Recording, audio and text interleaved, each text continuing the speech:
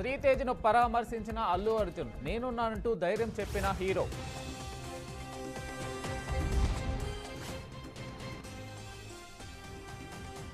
పల్నాడు జిల్లా పట్టాలు తప్పిన గూడ్స్ రైలు పొందుగుల నడికుడి మధ్య ఘటన.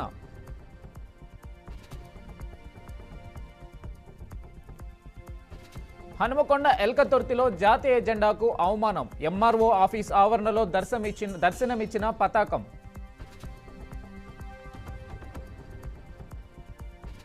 నేటి నుంచి సంక్రాంతికి ప్రత్యేక రైళ్లు. ప్రయాణికుల సౌకర్యార్థం దక్షిణ మధ్య రైల్వే ప్రత్యేక రైళ్లు.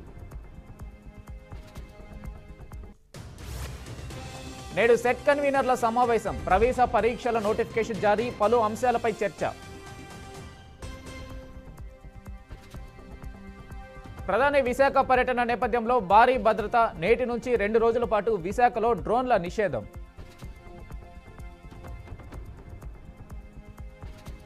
ఛత్తీస్గఢ్లో మందుపాత్ర పేల్చిన మావోయిస్టులు 9 మంది జవాన్లు మృతి.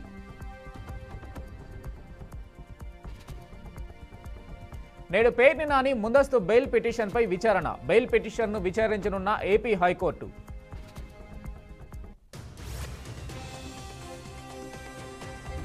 తెలంగాణలో ఓటర్లు 3,35,00,000. శేరిలింగంపల్లి నియోజకవర్గంలో 7,65,000 మంది ఓటర్లు.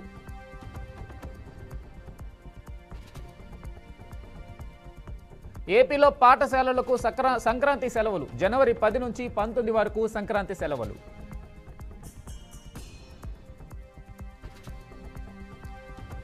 తెలంగాణ హైకోర్టులో కేటీఆర్కు షాక్. ఏసీబీ కేసులో క్వాష్ పిటిషన్ కొట్టేసిన ధర్మాసనం.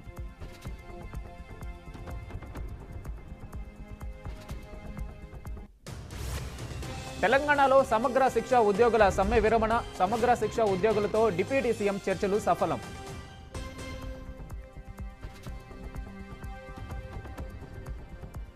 నిజామాబాద్ జిల్లాలో మంత్రి జూపల్లి పర్యటన. పలు అభివృద్ధి కార్యక్రమాలు శంకుస్థాపనలలో పాల్గొననున్న జూపల్లి.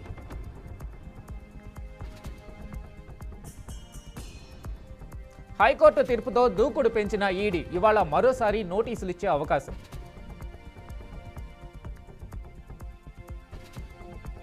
హెచ్ఎంపీవీపై అధికారులతో సీఎం చంద్రబాబు టెలికాన్ఫరెన్స్. వైద్య ఆరోగ్య శాఖ అప్రమత్తంగా ఉండాలని చంద్రబాబు ఆదేశం.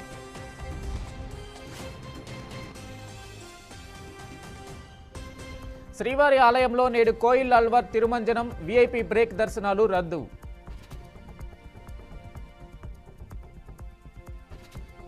బీహార్లో ప్రశాంత్ కిషోర్ అరెస్ట్. బీపీఎస్సీ పరీక్ష రద్దుకు డిమాండ్.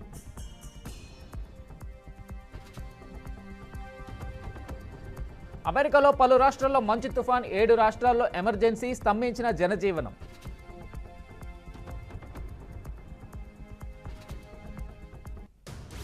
కెనడాలో ప్రధాని ట్రూడో రాజీనామా. పార్టీలో తనపై అసమ్మతి పెరగడంతో నిర్ణయం.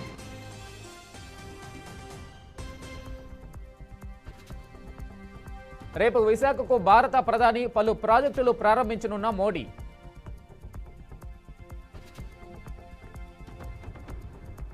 నేడు 2 రోజుల కుప్పంలో చంద్రబాబు పర్యటన. పలు అభివృద్ధి కార్యక్రమాల్లో పాల్గొననున్న సీఎం.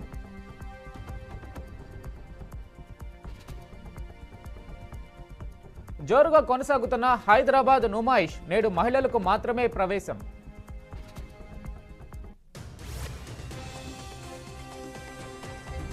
కంగారు పెట్టిస్తున్న హెచ్ఎంపీవీ వైరస్. దేశవ్యాప్తంగా ఇప్పటి వరకు 7 కేసులు నమోదు.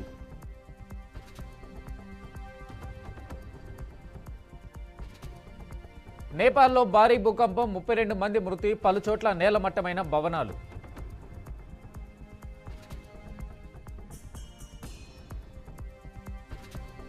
ఢిల్లీ ఏఐసీసీ ఆఫీస్ ఎదుట రైతు భరోసా పోస్టర్ల కలకలం. రాహుల్ గాంధీ వరంగల్ డిక్లరేషన్పై ప్రశ్నలు.